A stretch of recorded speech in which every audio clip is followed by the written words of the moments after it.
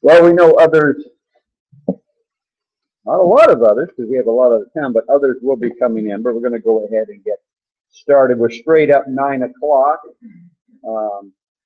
2 Corinthians chapter 6, folks, is where we are going to begin in just a minute.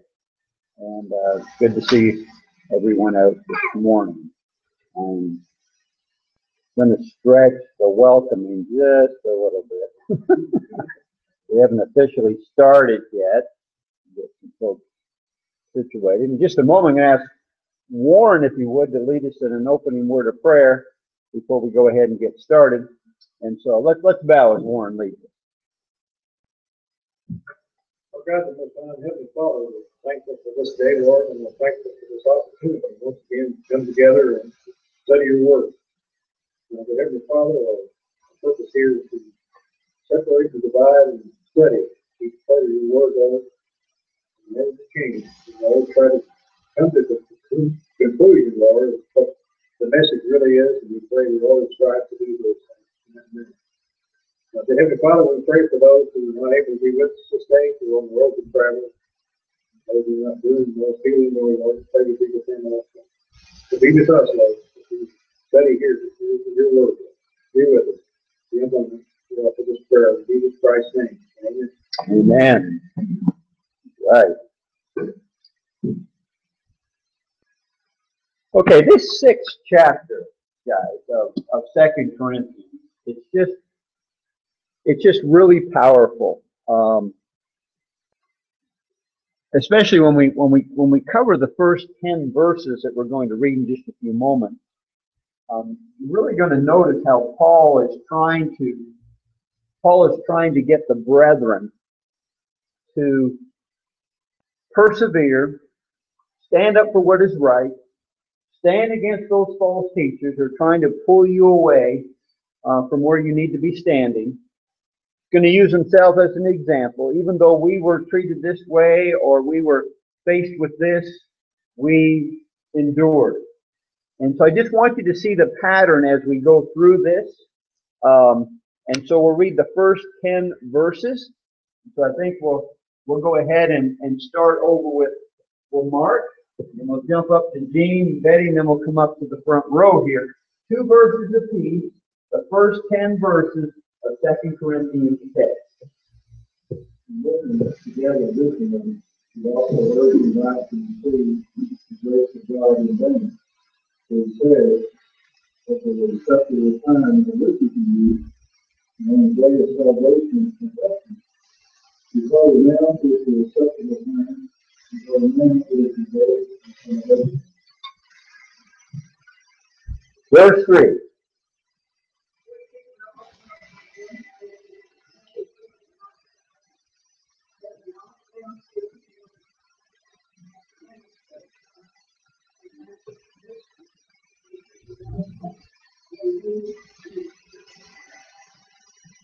Strives and faithfulness and truth and labor and love and faith. Good and knowledge and long suffering and kindness and faith and love and faith. Verse 7, man. By the word of truth, the power of God, by the armor of righteousness in the right hand and on the left, by honor and dishonor, by evil report and good report, by deceivers and yet true. As unknown and yet well known, as dying and behold we live, as shaken and not killed, as sorrowful yet always rejoicing, as poor yet making many rich, as having nothing yet possessing all things. All right, that's 2 Corinthians chapter 6, guys. You're really starting to see Paul focusing more and more on the false teachers that are amongst them. I think this is such a really good book. I know the first book, 1 Corinthians chapter 1, really points out a lot of problems that the church there had and encouraged them to stop doing the wrong thing and do what is right. I think what we find going on in this second letter, as we've been emphasizing, is that even though the brethren have corrected a few things, they still have those evil influences there that they need to be mindful of. You need to know how to handle them. And what we've just been reading here in 1 through 10, basically, though, most of this chapter had to do with what he stated in verse 4. Now, I'm going to read that, but then we're going to go back up to verse 1 in a moment. But in verse 4, he said, "But in all things we commend ourselves as ministers of God." How? Well, in much patience and da-da-da, all the way through.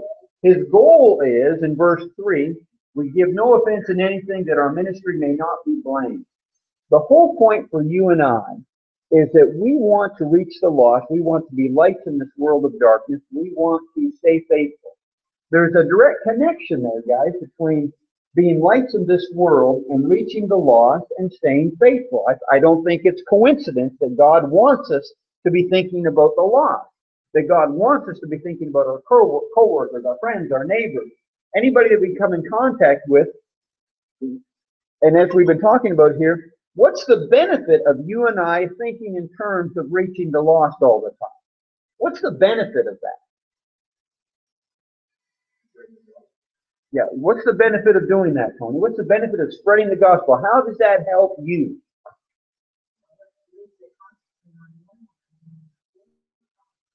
Okay, so it helps you to think about, that you're constantly aware of that. What else does it do for you? It helps your knowledge. What else does it do for you? Your faith, EJ?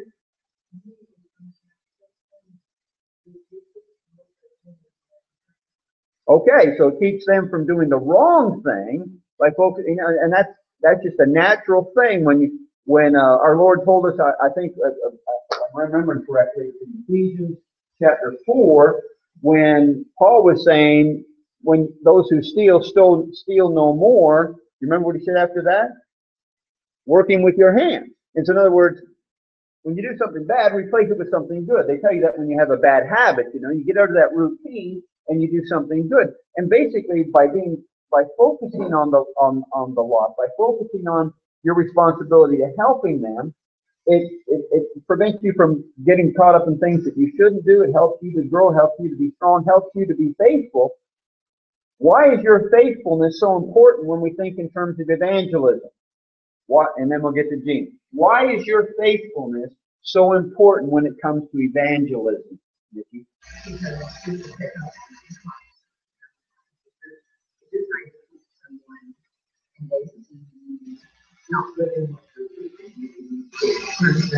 It's absolutely going to hinder you as an effective teacher. Gene, what were you going to do?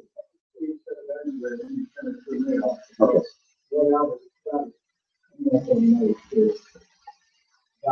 Doing what you're talking about, we should learn more assurance. And this one, we can make something. Well, and that's all part of the focus, because it's on my mind a lot, and as Trey was talking about, I don't lose sight of where I'm going, and I have that confidence, that peace that passes all understanding. A person has purpose in life. And that's kind of cool. That's comforting that you know what you're doing, where you're going, what you plan on doing. Don't you feel bad for people who are just like, you really have to feel bad for somebody.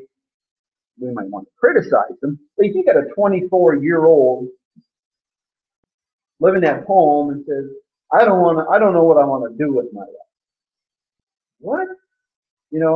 Get a job. Have some ambition, have some purpose. But a person sits there and goes, well, I don't know what I want to do. I'm just using that in contrast to the Christian life. That person says, you know what? I know where I'm going. I know what I have to do. And it's all these things you guys are talking about here and the effectiveness that we need to have. And so what we're saying, what Paul is going to be doing here in this chapter, we're not going to be saying to ourselves, I'll help other people reach the gospel, and we'll put conditions on it. No, Paul's he's going to destroy every one of those conditions. Like, well, I'll reach those with the gospel if I'm not facing persecution, if I'm not facing hardship, if I'm not in distress. No, none of that was a part of it. You know,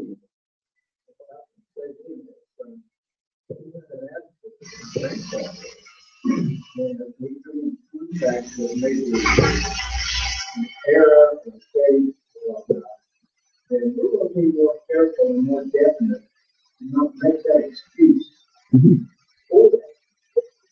mean, you're helping them because that's where you want to go. You want to go to heaven. And you're just trying to encourage them. So, and believe it or not, what you're doing is you're encouraging yourself. Why are you directing them a place you don't want to go? Hey, you want to get out of this place? Go over there. No, you just go on. Go on. Oh no, you want to go. And that motivation for you wanting to get there motivates you to help other people. And if you don't have that motivation, if people are not that interested in going to heaven, one of the sure ways of finding out your lack of desire of going to heaven, even though you say you want to go, even though I say I want to go, a sure sign of lack of desire of getting there is demonstrated in my lack of trying to help others. That's all. I mean, there's a direct connection between the two. And Paul is going to be talking about that here. Look what he does in verse 1. We then, as workers together with him, also plead with you not to receive the grace of God in vain. Wow, that sounds familiar. That whole concept, let this not be done in vain. Does that remind you of another passage of Scripture? Paul has used this other times. You remember over in 1 Corinthians chapter 15, if Christ is not risen, then our preaching is vain. We're still in our sin. What were you going to say, Warren? That was the one. Okay, I read his mind. Exactly. And so when we say we don't want things to be done in vain, we mean what? Useless. Empty. Doesn't profit anything. Can your worship today be in vain? How can your worship be in vain when you got out of bed this morning, you got dressed, you got in your car, you drove here, you took time and effort, and you're here today? How could you possibly have vain worship today? Heart's not in it. Don't want to be here. See? And for the wrong reason. The other side of that is, if I feel this for you, that's the same. You come to me and something I want you to do, then I'm going to take that a lot better. More constructive. Criticism and that sort of thing. Right. But I have that respect for what you think. And I see Paul trying to do that. Okay. I don't want my teaching to be in vain, to be honest with you. If I'm preaching from here, if I teach this word of God, Paul is saying, I plead with you not to receive the grace of God in vain. I'm telling you, please don't take this message and receive it in vain. Well, first of all, the whole idea is receiving in vain in the sense that you're not using it. It's not profitable for you. That's why the words that we're about to discuss, guys, we're saying, well, that was Corinth. That was a long time ago, a couple thousand years. It's 2015. We're living in Newburgh, Evansville area, Henderson. I'm trying to cover everywhere. It's just not as applicable today as it was then. That couldn't be any farther from the truth, because Paul is going to be covering in this area, in this section here, the things, the excuses that people are using for not trying to do what is right. Okay, and it starts with the idea of not wanting to help those that are around them. And Paul is telling these brethren, I want you to make it to heaven. So look what he says. Talk about the urgency. Verse 2 is, for he says, in an acceptable time I have heard you, and in the day of salvation I have helped you. Behold, now is the accepted time. Behold, now is the day of salvation. When does Paul want these brethren to heed the words that he's giving to them? Right now. Right now. There's urgency involved. And the problem is that we're faced with people, and it can happen to any one of us, where we lose that sense of urgency. And what is responsible for that? What's causing us to lose that concept of, hey, there's urgency in reaching the lost. There's urgency of living a godly life in an ungodly world. Where's the urgency, and why is it being lost is my question. People say, well, nothing's happened yet. Okay. There's no sign. Okay, that's a huge one that Paul had to deal with, right? We always think that way, that there's time to change. Nick? Lack of love is all part of it, and so there are things that you to get an answer for this, you can apply it in other areas. When do you start thinking, well, there's no urgency for this? Your parents told you to do something. When does it start to sink into you that you think to yourself, there's no urgency to do this? Yeah, but I'm asking the opposite of that, Jen. I'm saying, when does it start to sink into the child's mind, hey, I'm still watching TV. There's no urgency to this. When does that start to sink into them? When there hasn't been discipline, when parents don't follow through with it. There's that mindset of God's not going to punish me. You start rejecting the truth and you start not believing those things that are told. These are direct results of the people sitting back and not doing like they should because they think they've got all kinds of time, James. It's in the place where you're just living enough to get time. When you're doing that, maybe get to heaven or whatnot. Your rest of the day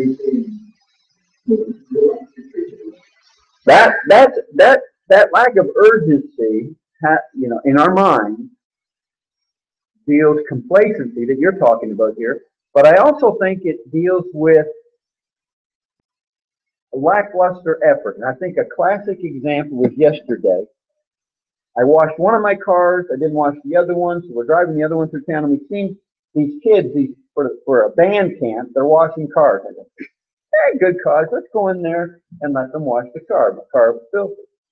And I see so many of the kids, they grab that, and Debbie, I looked at Debbie, she kept saying, it's for a good cause.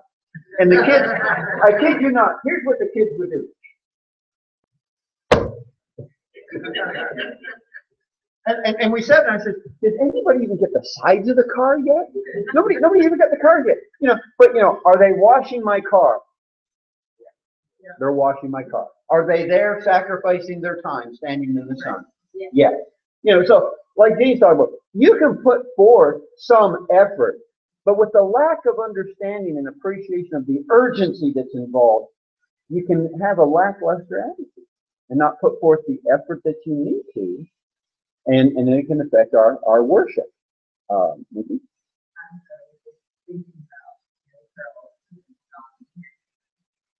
I also know this because I have respect for these kids who work.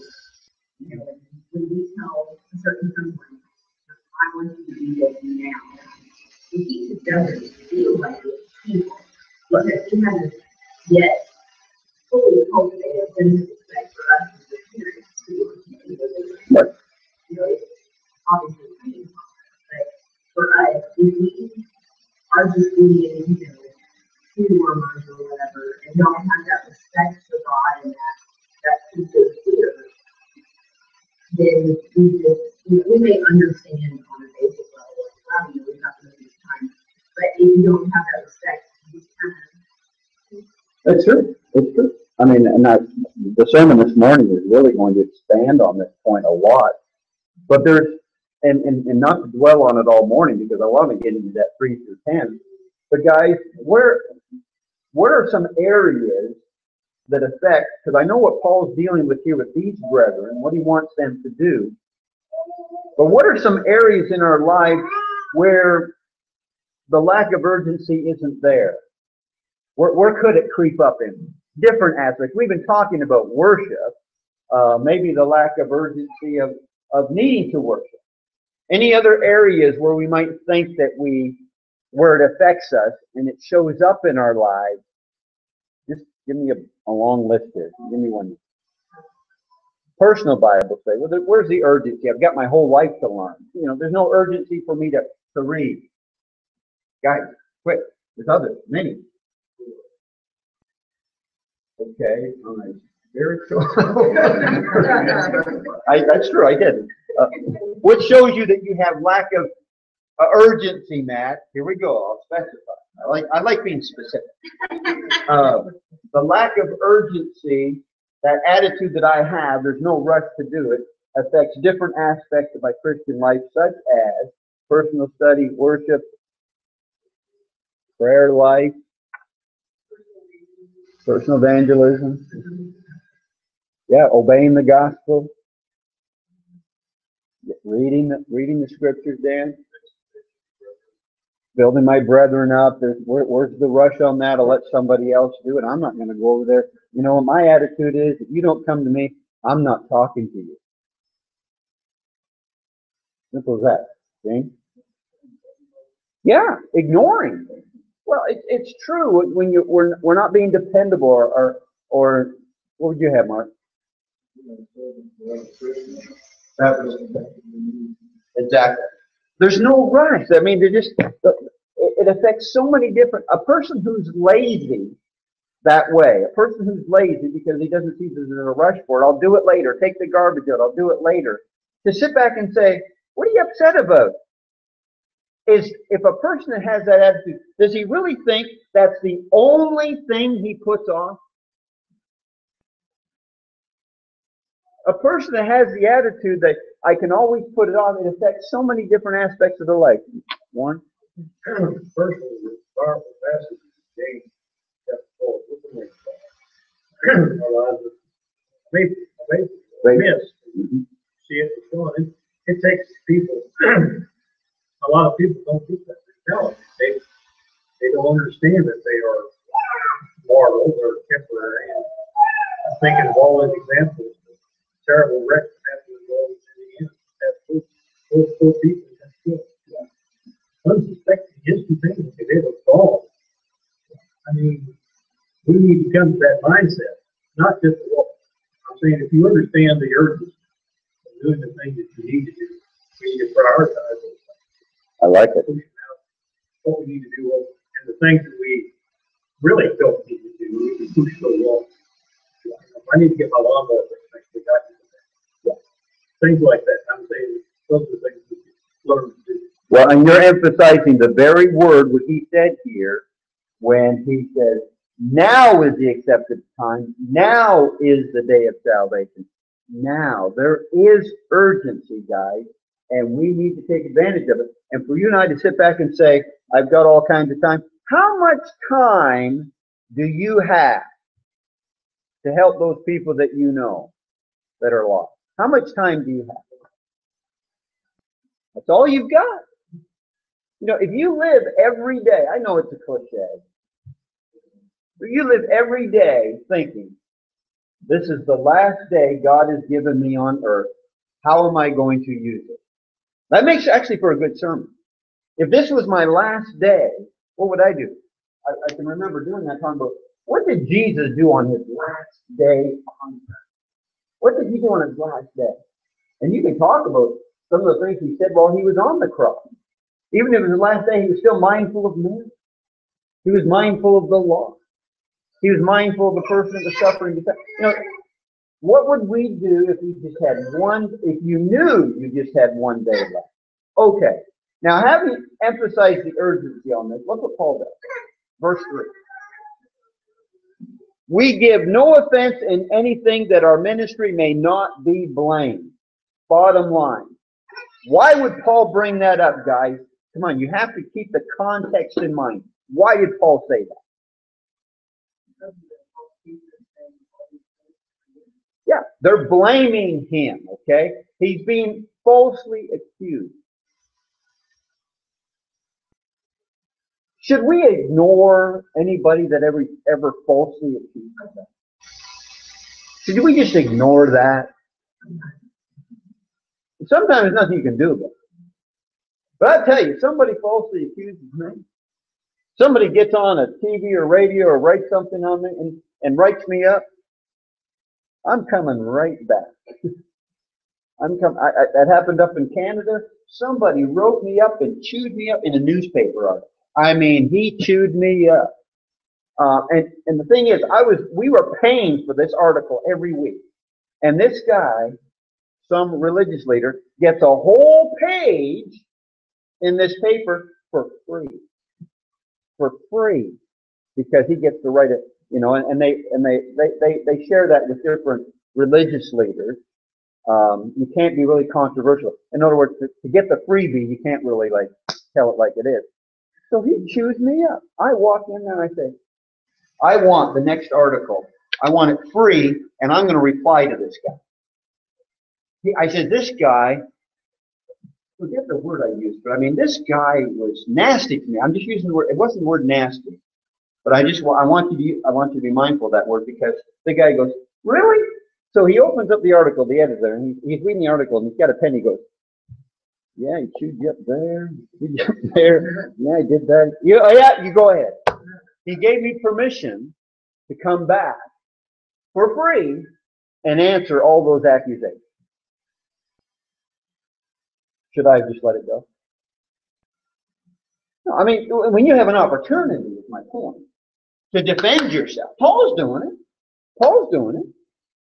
And you can do it too. Now, you can do it in a nice way. And man, I was not nasty to that. When I came back with that article, I just said, here's what this person failed to understand. And to this day, I can still tell you what the article is.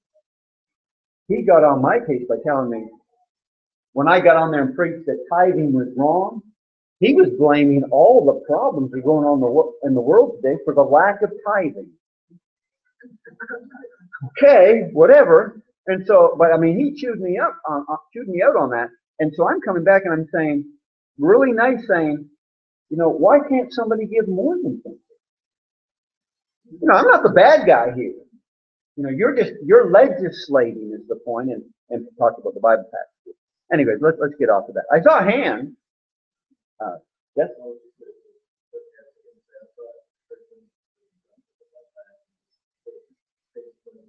There you go. There you go.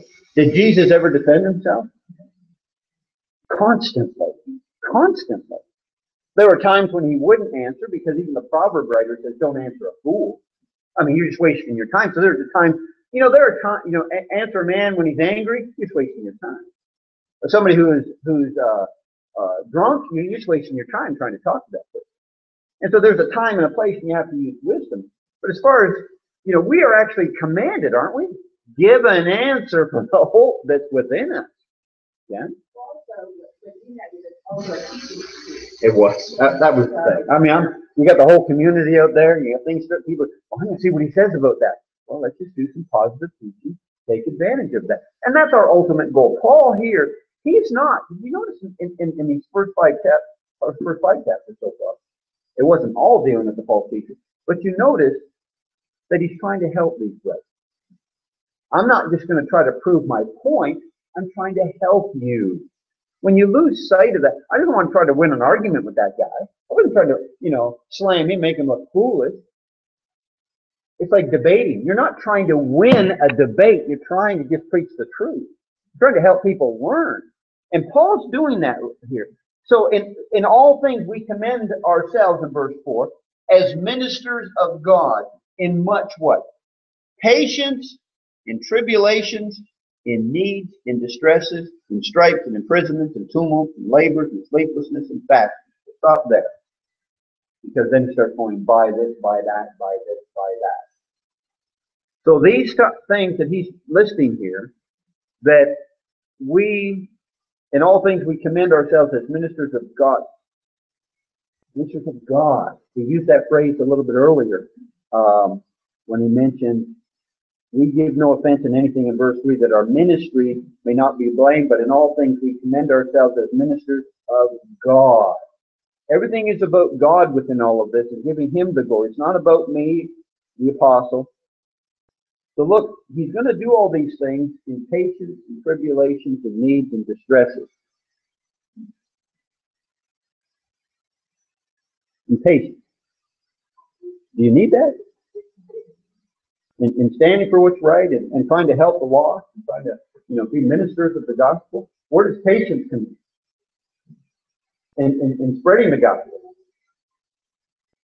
That's what Paul says. As ministers of God, I did this with patience. Well, where would let me give you a different question. Where or how could you demonstrate as being a minister of God that you lack patience? What would you be guilty of? One and done. Have you ever heard that expression? One and done. This whole idea that I'm going to unload, they're going to get the whole Bible in one session. And they don't like it, there's the door. Oh, whoa, really? our personal evangelism class on Friday night. And you guys know the answers, those who've been there. When you have a first class with somebody, they agree to sit down. What's the number one goal you want? A second class. That's it. Your number one goal is that, you know what? I'm not going to give a mistake to choke on, We'll just get together and let them understand some principles, back off, let them read about it. But hopefully they'll want to get together and study some more. That's the whole point with all this. And patience. Now, the lack thereof, if I lack patience as a teacher, number one, I'm not going to be a very good listener. How hard is it to drive Calvinism out of somebody if you've been raised that way? Man, it was hard. You've been raised in this religious group your whole life. You stay and talk with somebody who's believed something, not only believed the same things, but believed what family believed what their friends believe, and have actually converted people into it. How easy is it for them to just say, wow, you're right, I'm wrong. Okay, let me do it. It doesn't happen that way. It takes time for that conviction to be, and I'll tell you, folks, patience. And Paul demonstrated it over and over again with his patience in being minister. And not only that, we also see, as Paul talked to them, in tribulation. Who's going to be a minister of God during tribulation? What do people do during tribulation? Yeah, but what do a lot of people do when they're in tribulation? Quit! When the going gets tough, I'm out of here. When the going gets tough, I'm only going to teach when things are perfect. There have been guys who quit preaching. Man, it's tough. Oh, man. You preach it in season and you preach it out of season. What did Paul mean by that? Timothy, preach it in season and out of season. What do you mean? Yeah, exactly. And is it always popular? No, not at all. And so, here he is. You're going to do this during tribulation. He's telling the brethren at Corinth this. And in need, was Paul ever in need while he preached? Well, yeah, he talked about the brethren that sent once, and Thessalonian brethren that sent time and time again when he was in need. Was Paul ever? Well, was he ever hungry? Yeah, he was hungry often. Okay, and so when those needs were there, he would work with his hands. He actually mentions that a little bit later here. So in distresses, that was there. He's going to mention these guys. I hate to jump ahead, and I really don't want to, but where Paul talked about this in chapter 11. This kind of helps those not familiar with the book, what a lot of us already know. But in the 11th chapter that we'll get there, so I won't dwell a lot on it. But here's where he mentions some of these things. In verse 24, for example, he says, from the Jews 5 times I received 40 stripes minus 1. 3 times I was beaten with rods. Once I was stoned. 3 times I was shipwrecked. At night and at day I've been in the deep, in journeys off, in perils of water, in perils of robbers, in perils of my own countrymen, in perils of the Gentiles, in perils of the city, in perils of the wilderness, in perils of the sea, in perils of false brethren that Paul's talking about. In weariness, in toil, in sleeplessness, often in hunger, and thirst, and fasting. A lot of those things he's mentioning right here in this 6th chapter. I faced all those things. And he finds himself repeating them. You might be wondering to yourself, why did you repeat it back there later on in this book? Since he's already talked about it here, why did he mention it later on? Well, you're going to learn, and when we get to that chapter, is that those brethren were bragging, those false teachers were bragging on themselves for all they've done. And Paul said, look, if anybody could brag, I do. He doesn't want to. But those brethren, I don't know who those false teachers were, but those guys were nasty. They were nasty to Paul and what they were accusing him of. And so in verse 5, in stripes, yeah, we read about that. A minister of God in stripes. Hey, how could we avoid strife? How could Paul have avoided that? Yeah. Be quiet. Would Jesus have been crucified if he ever decided just to be quiet? It's opening the mouth is what got him in trouble, right? That's blasphemy. And so The point is, if you want to avoid persecution today, will unfaithfulness prevent persecution? For the most part. Yeah, I mean, if Christians suffer, stop being a Christian. And we know that that's not always the case, but for those people who suffer for being a Christian, it happened in the first century. Paul had to encourage the brethren to remain faithful. That's the book of Revelation, by the way. Be faithful till death. You're going to face tribulation. But if you want to avoid the tribulation, just give in to what's going on around you. Dress, talk, act like everybody that's around you. And everything, your life is going to be, you're going to be one of those guys that people are going to get up at your funeral and say, this guy was loved by everybody. Look at this place is standing room only. Look at all these flowers. Look at it.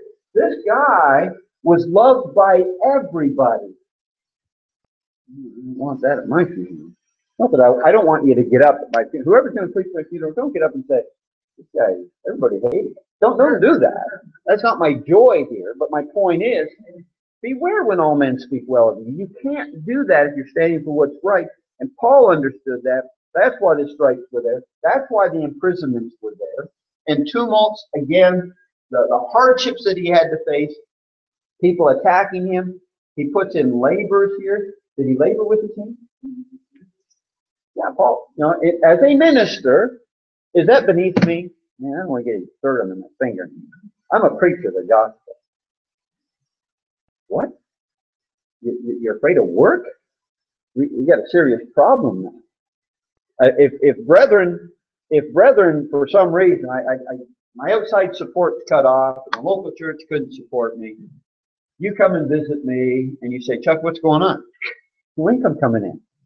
Huh? What are you going to tell me?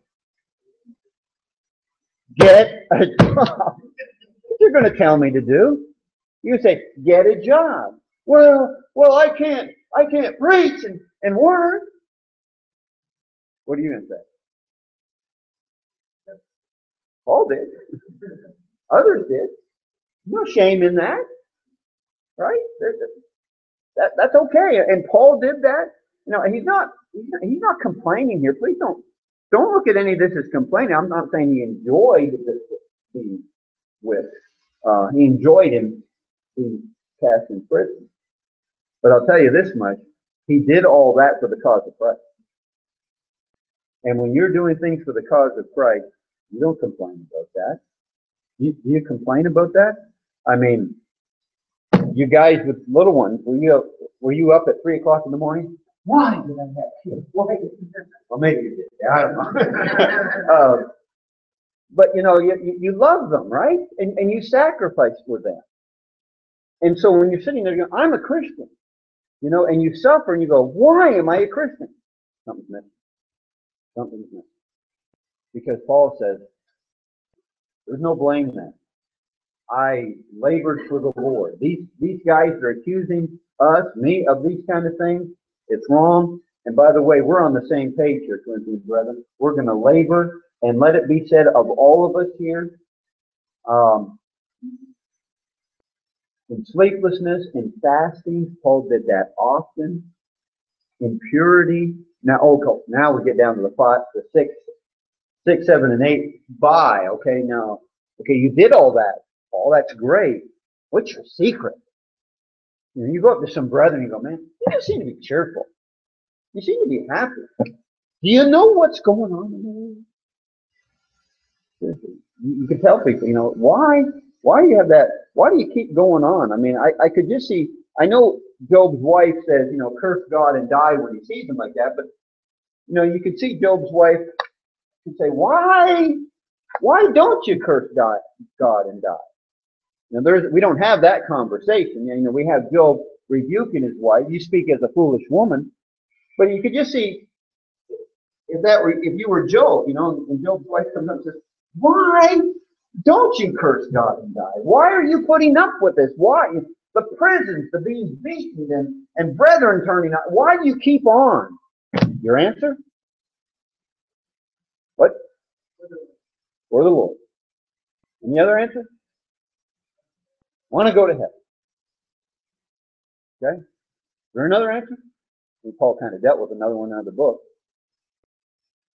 Hey, do this for Christ, I'm glad. You know, he suffered for me, I can suffer for him. It's the least I can do. You know, when you start thinking about what we have to put up with, that's the least we can do. It's like, if I did something really terrible to somebody and they say, what can I do to make it up to you? Well, can you take me out for dinner? What? Like, who does that? Who would be upset when somebody, you know, they saved your life and you say, what can I do to pay you? Oh, we'll call it square. Just take me out for dinner.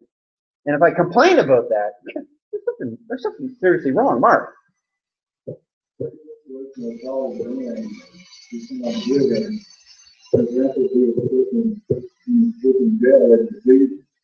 Midnight, playing singing, what we came out of that was sitting there in the back in the woods. So whether it's situation you're in, that we had in this situation, we need to look for the good within that. And some good can come out of that. You know, people see that. I mean, Paul's using it now. But I know some people that have gone through some pretty tough hardships in their life. They were an encouragement to me. Encouragement to me. When I sit back, well, if anybody can complain, that person could. I mean, what's been thrown at them, and yet here they are just as dedicated to serving the Lord, and they're encouraging me. And that's what Paul does. I mean, that situation, folks, they were beaten. When they were cast into prison, they were singing and praying. And there was that man and his household were converted. They were converted. Something wonderful came out of something bad that happened to them. But even though something bad happened to them, they used it for good. And I think when I read through this list here, I don't want to use these kind of situations in sickness or whatever as an excuse not to continue to try to be a shining light in this world, trying to help those. And of course, and in turn, what it's doing, it's helping myself. And we talked about that a little bit earlier. So how do you do all this? Well, in purity. By purity. By knowledge, by long-suffering, by kindness, by the Holy Spirit, by sincere love.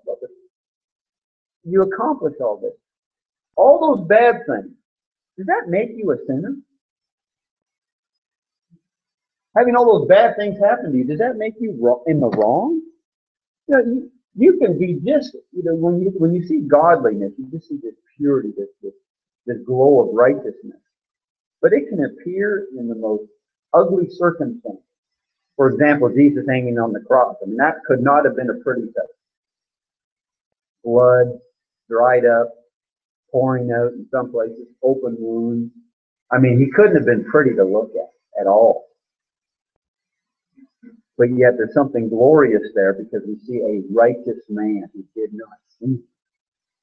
And still praying for the lost. Father, forgive them, they know not what they do. I mean, if something as ugly as that, something as wonderful as shining through all that. See?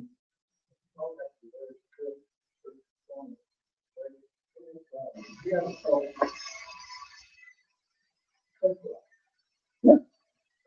Okay. Yeah. Won't go there, but okay. Yeah. And somebody gets results. Well, they have to go through that. Yeah, you do.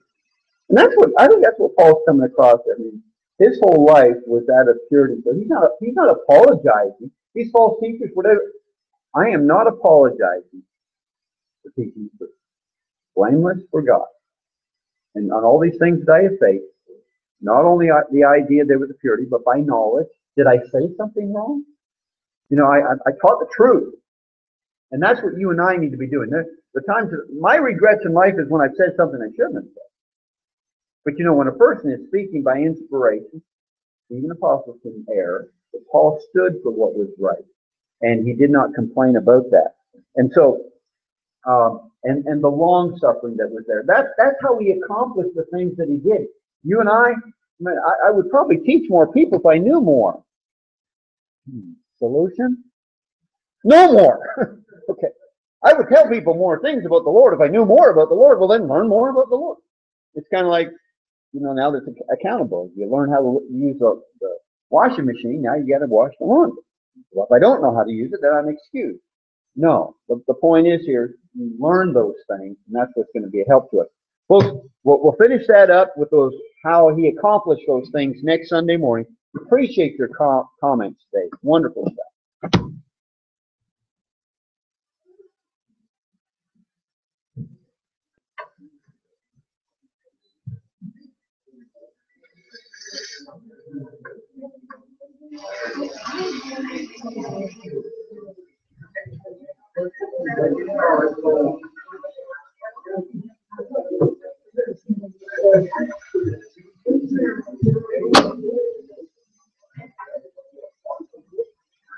I know.